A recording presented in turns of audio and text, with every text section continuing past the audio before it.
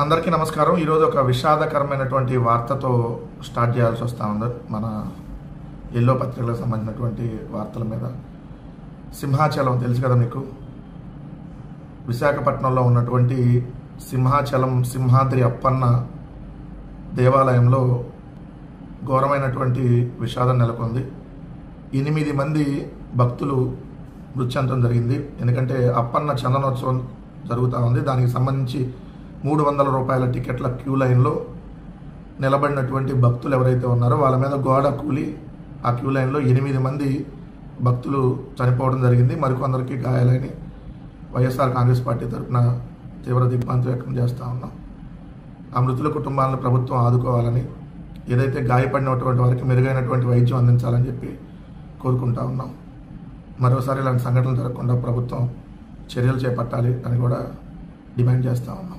ఈరోజు చాలా ప్రధానమైనటువంటి వార్తని ఎలా వాళ్ళు డైవర్ట్ చేస్తారంటని చూస్తే, ఈనాడు పత్రికలో కొప్పర్తి ఓర్వకల్లు పారిశ్రామిక నోడ్లకు పచ్చజెండా, అభివృద్ధికి కేంద్రం అంగీకారం, 3,000 కోట్లతో మౌలిక సదుపాయాల కల్పన, కేంద్ర సంస్థ నిక్డిక్తో రాష్ట్ర ప్రభుత్వం ఒప్పందం అని కొప్పర్తి పారిశ్రామిక వాడ ఫోటో కూడా వేశారు.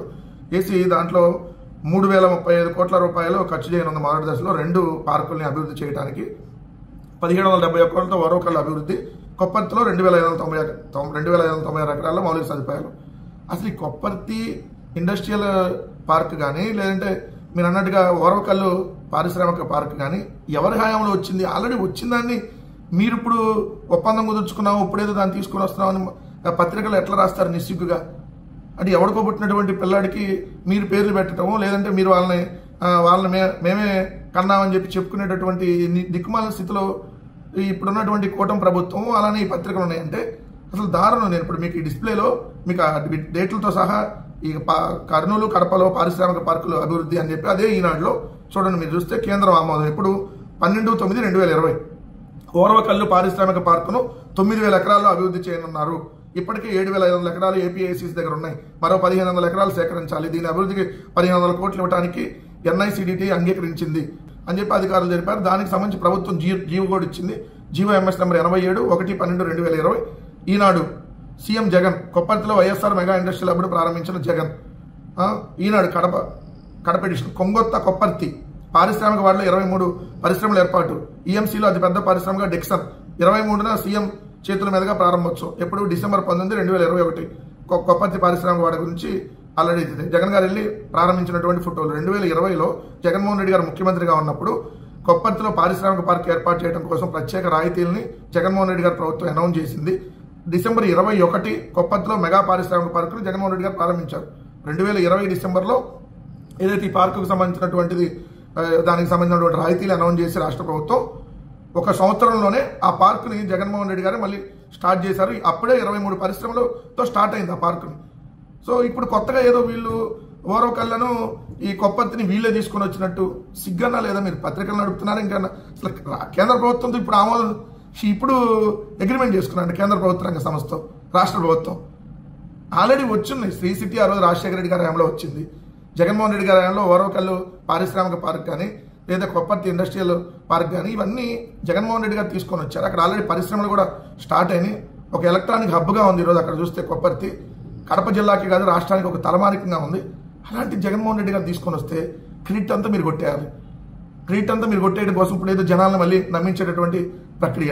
ఇందుకనే కదా మీరు ఎల్లో టెర్రరిజం, రాష్ట్ర ప్రజల్ని పట్టి పీడిస్తున్నటువంటి టెర్రరిస్టులు మీ పత్రికలు నడిపేవాళ్ళు, ఉగ్రవాదుల కంటే దారుణమైనటువంటి మనస్తత్వం కలిగినటువంటి వాళ్ళు ఈరోజు ఈ పత్రికలు నడుపుతా ఉన్నారు. సో దయచేసి రాష్ట్ర ప్రజానికాన్ని కూడా గమనించమని చెప్తా ఉన్నాం.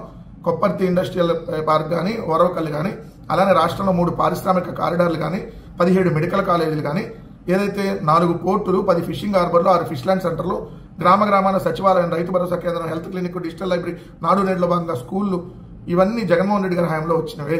కానీ వీళ్ళు వాళ్ళ క్రెడిట్ కొట్టేయడానికి, లేదంటే ఉన్నాయి తీసుకెళ్లి ప్రైవేట్ వ్యక్తులకు అప్పచెప్పేటటువంటి కార్యక్రమాలకు మాత్రం వీళ్ళు శ్రీకారం చుడుతున్నారు. వాళ్ళ క్రెడిట్లో వేసుకోవాలి. లేదంటే ఇది ఆ పత్రికలు, ఆ కూటమి పార్టీలు చేస్తున్నటువంటి ఏదైతే పచ్చి అబద్ధాలతో వాళ్ళు చేస్తున్నటువంటిది దయచేసి గమనించమని చెప్పి. ప్రధానంగా ఇంకో వార్త మీరు చూస్తే, బూత్ జ్యోతిలో ఆర్థిక ప్రగతికి మద్దతు ఇవ్వండి, బ్యాంకర్లకు సీఎం పిలుపు, రాష్ట్రానికి భారీగా ప్రాజెక్టులు వస్తున్నాయి, వచ్చే 4 ఏళ్లలో చాలా ఇంట్రెస్ట్గా సంపద సృష్టి 1, ఇంటికి ఒక పారిశ్రామికవేత్త 2, పేదరిక నిర్మూలన 3. ఈ మూడిటి మీద చంద్రబాబు నాయుడు గారు దృష్టి సారిస్తున్నారు. ఆయన ఎప్పుడు ముఖ్యమంత్రిగా ఉన్నా చెప్పేటటువంటి మాటలు నేను సంపద సృష్టిస్తా. ఆయన ఏదైతే 30 సంవత్సరాలు లాస్ట్ 30 ఇయర్స్లో ఆయనే 15 సంవత్సరాలు ముఖ్యమంత్రిగా ఉన్నాడు. లాస్ట్ 30 ఇయర్స్ చూసుకుంటే 1995 నుంచి 2025 వరకు 30 సంవత్సరాల టర్మ్లో ఆయనే 15 సంవత్సరాలు సీఎంగా ఉన్నాడు. 15 సంవత్సరాలు సీఎంగా ఉన్నప్పుడు ప్రతి సంవత్సరం రెవెన్యూ లోటు, ఏ రోజు కూడా రెవెన్యూ లోటు లేకుండా లేదు. ప్రతి సంవత్సరం రెవెన్యూ లోటుతోనే ఉంది రాష్ట్రం. మరి నేను ఎప్పుడు సంపద సృష్టిస్తాడు? ఈ 10 నెలల కాలంలో 1,55,000 కోట్ల రూపాయలు అప్పులు చేశాడు. అదే నా సంపద సృష్టి. అంతకుముందు ఇంటికి ఒక ఉద్యోగం అన్నాడు, ఇప్పుడు ఇంటికి ఒక పారిశ్రామికవేత్తనే తీసుకురావాలనుకుంటాడు. అది జరిగేటటువంటి పనులు చెప్పి ఇంకా జనాలు ఎందుకు మభ్య పెడతావు చంద్రబాబు నాయుడు గారు? ప్రజలను ఇంకా ఎందుకు మోసం చేస్తావు? అంతకుముందు 2014లో అధికారంలోకి వచ్చే ముందు నువ్వు చెప్పినటువంటి మాటలేంటి? ఇంటికి ఒక ఉద్యోగం ఇస్తాం, ప్రతి జిల్లాని సింగపూర్ మలేషియా చేస్తాం. అయ్యిందా? ఇంటికి ఒక ఉద్యోగం ఇవ్వకపోగా ఉన్న ఉద్యోగాలను పీకావు. ఇప్పుడు కూడా ఉన్న ఉద్యోగస్తుల్ని తీసేస్తున్నటువంటి పరిస్థితి. దాదాపుగా వచ్చినాక 2 లక్షల ఉద్యోగాలు పోయినాయి. సంపద సృష్టి దేవుడు ఎరుగు, ఉద్యోగాలు పారిశ్రామికవేత్తల సంగతి దేవుడు ఎరుగు గారు ఉన్నటువంటి ఉద్యోగాలు పోయినాయి. ఉన్న పారిశ్రామికవేత్తలను తరిమేయకుండా ఉండండి. మీ ఆదినారాయణ రెడ్డి కానీ, లేదంటే మీ గురజాల ఎమ్మెల్యే ఎరపతినేని కానీ, లేదంటే మీ బీసీ జనార్దన్ రెడ్డి మంత్రి కానీ, లేదంటే మీకు సంబంధించినటువంటి ఎక్కడికక్కడ ఎమ్మెల్యేలు, లోకల్ నాయకులు సోమిరెడ్డి చంద్రమోహన్ రెడ్డి కానీ, వీళ్ళందరూ ఉన్నటువంటి పారిశ్రామికవేత్తల్ని వాళ్ళకి నెల కమిషన్లు పంపించాలని చెప్పి వాళ్ళ మీద ఒత్తిడి తెచ్చి ఫ్యాక్టరీని మూయిస్తున్నటువంటి పరిస్థితి ఈరోజు రాష్ట్రంలో నెలకొంటే ఇంక ఇంటికో పారిశ్రామికవేత్తను తయారు చేస్తా. ఏమన్నా ఈ పిట్టల ద్వారా మాటలు ఆపి ముందు ఇస్తానన్నటువంటి సూపర్ 6తో పాటు 143 హామీలు ఇచ్చావు కదా, ముందు ఆ హామీలను అమలుపరిస్తే ఆ ప్రజలు ప్రశాంతంగా ఉంటారు. ప్రజలకు సంబంధించినటువంటిది వాళ్ళు కడుపు నిండా ముందు తినడానికి వీటంటికి ఉంటుంది. నీ హామీలో తినడానికి తిండి లేక, ఈరోజు రైతులు పండించినటువంటి పంట గిట్టుబాటు ధర లేక, ఈరోజు ఏదో చదువుకునేటటువంటి విద్యార్థులకు రీఎంబర్స్మెంట్ రాక, ఏదంటే చదువు అయిపోయినటువంటి విద్యార్థులకు ఉద్యోగాలు రాక, ఇంత దారుణమైనటువంటి పరిస్థితి రాష్ట్రంలో నీ ప్రభుత్వ హయాంలో నెలకొంటే ఇంకా నేను సంపద సృష్టిస్తా, ఇంటికి ఒక పారిశ్రామికవేత్తను తీసుకొని వస్తా, పేదరికం లేకుండా చేస్తా. పేదరికం నీ హయాంలో పెరిగిపోతా ఉంది రోజు రోజుకి. ఓ పక్క చూస్తే పేదలను తీసుకెళ్లి పారిశ్రామికవేత్తలుగా తాకట్టు పెడుతున్నా, అదే P4 విధానం అంటావు. ప్రభుత్వం ఆదుకోరా నాయన అంటే నేను ఫలానా వాళ్ళకి అప్పచెబుతా, వాళ్ళు చూసుకుంటారులే. ఎందుకు చూసుకుంటారు? సో ఇప్పటికైనా సొల్లు కబుర్లు ఆపి ఏదైతే రాష్ట్రానికి మంచి చేసేటటువంటి కార్యక్రమాలు చేసి తప్ప ఇంకా ఈ పబ్లిసిటీ పిచ్చి ఇంటికి ఒక పారిశ్రామికవేత్త సిగ్గున్నా ఉండాలి. పొద్దునే ఇట్లాంటి వార్తలు రాసిన పత్రికలకి మాట్లాడి నీకెటు లేదు, ఆ పత్రికలకన్నా ఉండాలి కదా. ఇది ఇంకా ప్రజలు మభ్య పెట్టడానికి రోజు ఆ పత్రికలు రాస్తున్నటువంటి ఇంకో వార్త. ఈ వార్త చూస్తే పవన్ కళ్యాణ్కి సంబంధించినటువంటి వార్త. ఇది దేశ సమగ్రత పైనే దాడి, పర్యాటకుల హత్య అత్యంత హేయం, కాశ్మీర్ ఎప్పటికీ భారత్లో అంతర్భాగమే, ఎవరికైనా పాక్పై ప్రేమ ఉంటే అక్కడికి వెళ్ళాలి. జనసేన అధినేత పవన్ కళ్యాణ్ వ్యాఖ్యలు. జన సైనికుడి కుటుంబానికి 50 లక్షలు సాయం, పాకిస్తాన్పై ప్రేమ ఎక్కువైతే అక్కడికి వెళ్ళిపోండి, హిందువులకు ఉన్నది ఒకటే దేశం, మార్క్ శంకర్ ఇంకా తేరుకోలేదు. ఇంకా ముందు మార్క్ శంకర్ త్వరగా కోలుకోవాలని చెప్పి, ఎందుకంటే చిన్న పవన్ కళ్యాణ్ గారి అబ్బాయికి ఏదైతే స్కూల్లో అక్కడ యాక్సిడెంట్ అవటం, సో అతను ఇంకా త్వరగా కోలుకోవాలి, పూర్తిగా కోలుకొని మళ్ళీ అంతకుముందు ఎలా ఉన్నాడు అలా రావాలని చెప్పి మనస్ఫూర్తిగా కోరుకుంటా ఉన్నాం. అయితే ఈ వార్త దీని మీద అసలు డిస్కషన్ చేయకూడదులే అని అనుకున్నా కానీ చేయాల్సినటువంటి అవసరం ఏర్పడింది. ఎందుకంటే నాకు మిత్రుడు ఒకళ్ళు వాట్సాప్లో పెట్టిన దాన్ని బట్టి సరే నిజమే కదా అని అనిపించింది. ఎందుకంటే ఆంధ్రప్రదేశ్ రాష్ట్రానికి సంబంధించి 2 చనిపోయారు ఈ ఉగ్రవాదుల దాడుల్లో. ఒకళ్ళు నెల్లూరు దగ్గర సోమిశెట్టి మధుసూదన్, 2 జేడి చంద్రమౌళి. అంటే నేను ఇక్కడ సామాజిక వర్గాలని తీయటం లేదు, సరే ఒకళ్ళు కాపు ఒకళ్ళు బీసీ. ఇక్కడ ఉగ్రవాదులకి సామాజిక వర్గంతో పని ఉండదు. వాళ్ళు వాళ్ళ దేశం కోసం పరాయి దేశంలో ఉన్నటువంటి వాళ్ళని దాడి చేయటమే వాళ్ళ లక్ష్యం కాబట్టి, సో ఆ దాడిలో ఆంధ్రప్రదేశ్ రాష్ట్రానికి సంబంధించినటువంటి 2 బలైపోయారు కాబట్టి ఆ 2 బలైనటువంటి వాళ్ళల్లో ఒకళ్ళకి పవన్ కళ్యాణ్ గారు నివాళులు అర్పించి, ఫోటో చూస్తే మీకు అర్థమవుతుంది, కేవలం ఎవరైతే సోమిశెట్టి మధుసూదన్ అనేటటువంటి వాళ్ళకే నివాళులు అర్పించి జేడీ చంద్రమోహన్ అనే అతనికి నివాళులు కూడా అర్పించలేదు. ఇది కులాలు మతాల మధ్య ఏదైతే మనం చిచ్చు పెట్టామో అని చెప్పి ఏదైతే మేనిఫెస్టోలో పెట్టుకొని కులాలు మతాల మధ్య రెచ్చగొట్టేటటువంటి వ్యాఖ్యానాలు చేస్తూ మరి ఇక్కడ కూడా ఒకళ్ళకి పక్షపాతంగా ఒకళ్ళకి నివాళులు అర్పించకుండా ఉంటే చూసే వాళ్ళకి కూడా ఇదేంటి మన రాష్ట్రం నుంచి 2 చనిపోయారు కదా, 2కి నివాళులు అర్పించాలి కదా అనేది ఖచ్చితంగా ఒక భావన కలుగుతుంది కదా. మరి మీరు ఒకరికే నివాళులు అర్పించి ఇంకోళ్ళకి నివాళులు అర్పించకపోవటం, సో మీ స్టాండు రోజుకొక మాట మీరు మాట్లాడతారు. మీరే ఇప్పుడు ఖచ్చితంగా భారతదేశం మీద ఎవరు దాడికి వచ్చినా కూడా వాడిని ఖచ్చితంగా కాల్చిపడేయాలి, లేదా వాడిని పట్టుకొని ఉరిదీయాలి. ఎవడు కూడా దాన్ని సహించకూడదు భారతదేశ పౌరుడిగా. కానీ మన దేశంలోనే కులాలను కలుపుతాం, మతాలను కలుపుతాం అని చెప్పి రాజకీయ పార్టీలు పెట్టేసి మతాల మధ్య చిచ్చు పెట్టే వాళ్ళని కూడా ఏం చేయాలి పవన్ కళ్యాణ్ గారు? అది కూడా ఒకసారి ఆలోచించాలి కదా. దాని మీద కూడా చెప్పాల్సింది మీరు. ఇది మతాల మధ్య చిచ్చు పెట్టడం కరెక్ట్ కాదు, అన్ని మతాలు సమానంగా చూడాలని. సో మీరు సనాతన డ్రామా పరిశుద్ధ రక్షకుడిగా మారిపోయారు కదా. మారిపోయిన తర్వాత మీరు మాట్లాడుతున్నటువంటి స్టేట్మెంట్లు మతాల మధ్య చిచ్చు రేపే విధంగా ఉన్నాయనేది అనేక కంప్లైంట్లు కూడా తెలంగాణ కావచ్చు, తమిళనాడులో కావచ్చు అనేక కంప్లైంట్లు కూడా వెళ్ళినాయి కదా. ఇప్పటికైనా ఒక రాజకీయ ఎజెండాని పక్కన పెట్టి ప్రజలకు మంచి చేసే దాని మీద ఆలోచన చేయమని మాత్రం కోరుతాం. ఈనాడు దినపత్రికలో మద్యం సరఫరా స్థాయి నుంచి మాయ, ఆటోమేటెడ్ సప్లైకి స్వస్తి పలికి మాన్యువల్ విధానం తెచ్చారు, కనీసం 3,500 కోట్లు దండుకున్నారు, మిథున్ రెడ్డి కుంభకోణ ప్రధాన పాత్రధారి, సుప్రీంకోర్టులో రాష్ట్ర ప్రభుత్వం కౌంటర్. 2019-24 మధ్య కాలంలో భారీ స్థాయిలో మద్యం కుంభకోణం జరిగిందని రాష్ట్ర ప్రభుత్వం తెలిపేసిందంట. శక్తివంతమైనటువంటి నాయకులు ఉన్నారంట. సో రోజు ఒక అబద్ధ వార్తని ప్రచారం చేసేసి అదే నిజమని నమ్మించాలనేటువంటి ప్రయత్నం ఆ రెండు ఉగ్రవాద పత్రికలు ఏ విధంగా చేస్తూ ఉంటాయో, ఆంధ్రప్రదేశ్ రాష్ట్రానికి పట్టినటువంటి ఎల్లో టెర్రరిజం ఆ రెండు పత్రికలు ఏదైతే ఉన్నాయో దాంట్లో ముడుపులన్నీ కేసిరెడ్డికి, అక్కడి నుంచి మిగతా వాళ్ళకి చెప్పేయండి, లేకపోతే జగన్ గారికి ప్యాలెస్కి వెళ్ళిపోయి రాస్తారు కదా. రేపు రోజు రాసేది మీరు అదే కదా. అంటే ఆడలేక మధ్యలో ఓడిలాగా నీతిగా నిజాయితీగా ధైర్యంగా రాజకీయాలు చేయలేనటువంటి చేతగానటువంటి దద్దమలే ఇలాంటివన్నీ తప్పుడు వార్తలు రాసి ఏదో విధంగా ప్రజల మెదడులో విషం చిమ్మాలనేటువంటి ప్రయత్నం చేస్తారు. ఎందుకంటే జగన్మోహన్ రెడ్డి గారి హయాంలో మద్యం కుంభకోణం అనేది జరగడానికి అవకాశమే లేదు. ఏ విధంగా జరిగింది మీరు చెప్పండి? ప్రభుత్వం మద్యం దుకాణాలు నిర్వహిస్తే జరిగిద్దా? ఏదైతే ఒక్క కొత్త డిస్టిలరీకి పర్మిషన్ ఇవ్వకపోతే మద్యంలో కుంభకోణం జరుగుతుందా? ఏదైతే బెల్ట్ షాపుల్ని తీసేస్తే కుంభకోణం జరిగిద్దా? మద్యం షాపులను తగ్గిస్తే కుంభకోణం జరిగిద్దా? మద్యాన్ని ప్రభుత్వమే ఒక ట్రాన్స్పరెంట్గా అమ్మితే కుంభకోణం జరిగిద్దా? ఏ ఒక్క కొత్త బ్రాండ్లో తీసుకురాకుండా ఆ పాత బ్రాండ్లనే కొనసాగిస్తే కుంభకోణం జరిగినట్ట? ఎక్కడ కుంభకోణం జరిగింది? 2014-19 జరిగింది, 2024 నుంచి ఇప్పుడు జరుగుతూ ఉంది మరొకసారి. ఎందుకంటే చంద్రబాబు నాయుడు గారు అప్పుడు ఆయన హయాంలో డిస్టిలరీలకు సంబంధించినటువంటి కొన్ని డిస్టిలరీలకే ఏదైతే 50% ఆర్డర్లు ఇచ్చాడు కాబట్టి ఆ రోజు జరిగింది. అలానే అప్పుడు తీసుకున్నటువంటి పాలసీ వల్ల రాష్ట్ర ప్రభుత్వానికి సంవత్సరానికి 1,500 కోట్ల నష్టం చేకూరింది. 4 సంవత్సరాల పాటు 2017-19 6,000 కోట్లు నష్టపోయింది ఆ రోజు రాష్ట్ర ప్రభుత్వం. మళ్ళీ ఇప్పుడు మార్జిన్ని 14% పెంచడం వల్ల ఏదైతే విచ్చలవిడిగా బెల్ట్ షాపులు, విచ్చలవిడిగా మద్యం దోపిడీ ఇప్పుడు జరుగుతూ ఉంది, ఇప్పుడు కుంభకోణాలు జరుగుతూ ఉన్నాయి. సో ఇప్పుడు కొత్త బ్రాండ్లు 99 రూపాయలకి ఏదైతే చీప్ లిక్కర్ తీసుకొని వచ్చి ఎక్కడా లేనటువంటి చెత్త బ్రాండ్లు, పిచ్చి బ్రాండ్లు తీసుకొని వచ్చి ఆ బ్రాండ్లు సేల్స్ పెంచి ఇప్పుడు జరుగుతూ ఉంది కుంభకోణం. ఏదైతే మీరు అన్నట్టు Sumo whisky, short whisky, Kerala malted whisky, Bengaluru malted whisky, VSOP brandy, 99 rupees brandy, ఇలాంటి చెత్త బ్రాండ్లు అన్ని తీసుకొని వచ్చి మీరు ఇప్పుడు చేశారు.